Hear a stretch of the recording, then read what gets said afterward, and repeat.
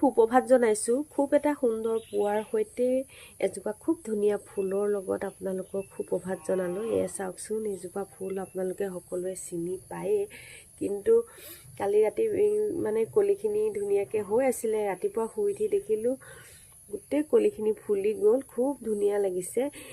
আৰু মানে বাকী ফুল গছৰ ওচৰত মানে ফুলজোপা খুবেই ধুনীয়া লাগিছে, সেইটো কাৰণে অকণমান ভিডিঅ' কৰোঁ, আপোনালোককো দেখাওঁ বুলি ভাবিলোঁ। বাকী ফুলবোৰ যেনেকৈ মানে টাবত ৰুইছোঁ, এইজোপা মানে টাবতো নহয়, চব বটল এটাতহে ৰুইছিলোঁ। মানে ডাঙৰ টেমা এটা এটুকুৰা কাটি পেলাই ৰুইছিলোঁ, কিন্তু এনেকৈ বাহিৰতে থৈ দিওঁ।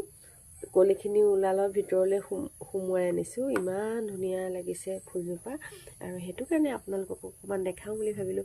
আৰু ফুলজোপা যিমান ধুনীয়া, আপোনালোকৰো আজি দিনটো তেনেকৈ খুব ধুনীয়াকৈ পাৰ হওক, তাকে কামনা কৰিলোঁ। Bye bye.